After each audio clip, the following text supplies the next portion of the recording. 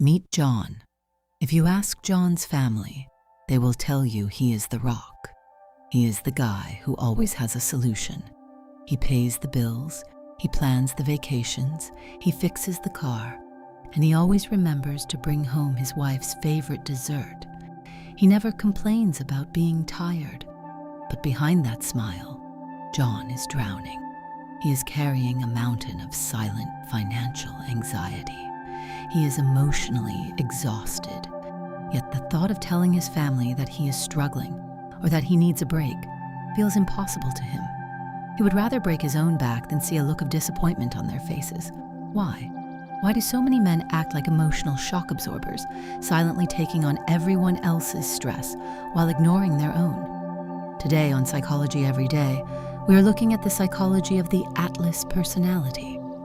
We are going to decode the biological and social conditioning that wires men to believe their worth equals their utility, the silent toll of the stoic mask, and why the deepest fear of the provider is becoming useless. 1. The Atlas personality and conditional love. To understand John, we have to look at how society constructs male identity from the moment a boy is born. There is a psychological profile known as the Atlas personality. Named after the mythological Titan who carried the sky on his shoulders, this profile describes adults, predominantly men, who feel a compulsive need to take on the burdens of everyone around them while firmly rejecting any help for themselves. This doesn't come from nowhere. It is a learned survival mechanism based on conditional positive regard. While women certainly face immense and unfair societal pressures, the core psychological messaging men receive is highly specific to provision. Society teaches men a brutal, unspoken rule. A man is only loved under the condition that he provides value. As a boy, John learned that he was praised when he was strong, helpful, and fixing things. He learned that his utility was his currency for love. So today, when John is looking at a bank account that is stretched to its absolute limit, he doesn't just see a math problem. His brain perceives a threat to his actual lovability. He thinks, if I cannot provide the lifestyle that makes my family happy, I am failing as a man, and I will lose their respect. He makes everyone else happy because he believes it is the rent he has to pay to exist in their lives. Concept number 2, the stoic mask. When John is stressed about a massive debt or a crisis at work, his instinct is to isolate the problem. He practices a warped version of modern stoicism. Bear the burden silently. Do not complain. Do not bleed on the people you are trying to protect.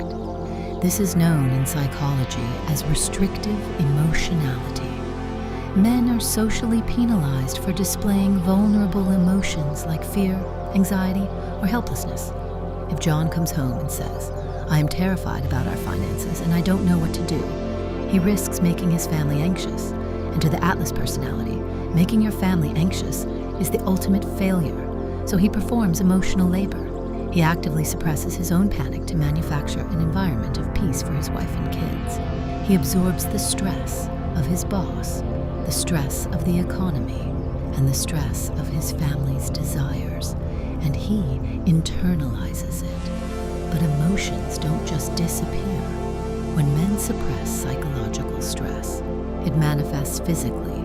It turns into high blood pressure, chronic insomnia, unexplained anger outbursts, and silent heart attacks. John is literally trading his lifespan for his family's comfort. Let's pause for a second.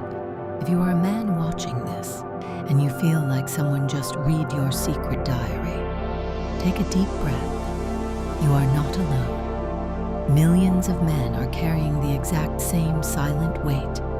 If you want to understand the invisible scripts running your mind, and learn how to drop the heavy armor you've been wearing, hit that subscribe button. We are building a community here that unpacks the reality of human behavior. No masks allowed. Now let's look at the dark side of John's generosity. Concept 3. The savior complex. Overfunctioning. There is a paradox in John's behavior. By trying to make everyone perfectly happy, he is actually engaging in a form of control. Psychologists call this overfunctioning. When John's wife has a bad day, or his parents have a conflict, John immediately swoops in to fix it. He pays the bill, he makes the phone call, he smooths it over. He thinks he is being a great husband and son, but psychologically, he is managing his own anxiety. John cannot tolerate the discomfort of seeing his loved ones unhappy. Their negative emotions trigger his fix-it reflex. By constantly playing the savior, John accidentally creates an environment where his family becomes dependent on him to regulate their emotions. He robs them of their own resilience, and worse, he creates a trap for himself. Because he has never let them handle a crisis, he believes they are too fragile to handle the truth of his own struggles. He has built a gilded cage, and he locked himself inside it. Concept 4. The fear of being useless. At the very bottom of this psychological well is a profound, terrifying fear of irrelevance. If John stops paying for the extras, if John stops being the strong, silent rock, if John finally says, "I am drowning, I am in debt, and I need help," what happens? His deepest fear is that without his utility, there is nothing left to love. He fears that he is just an ATM and an emotional bodyguard. This is the tragedy of the male provider role. Men are taught to build their entire identity around what they can do for others, leaving them with absolutely no idea who they are outside of their responsibilities. So, how does John break the cycle? How does a man drop the sky without feeling like the world will end? Step 1. Challenge the conditional love myth. John has to test the waters of his own relationships. He has to give his family the chance to love him for his humanity, not just his utility. He has to come home and say, "I had a terrible day and I am really stressed about money." He will be shocked to find that a healthy partner does not run away. A healthy partner steps up to share the load. Step 2. Stop overfunctioning. When someone in his house is upset, John needs to practice the hardest skill for an atlas: doing nothing. He needs to listen, validate their feelings, and let them solve their own problem. He is a partner, not a project manager. Step 3. Redefine true stoicism. True stoicism isn't about hiding your reality. It is about facing reality with courage. It takes far more courage to admit you are struggling and ask your team for help than it does to silently drive yourself into an early grave. If you are the John of your family, the guy sitting in the driveway for 10 extra minutes just to gather the energy to put the smile back on your face, hear this. You are inherently valuable.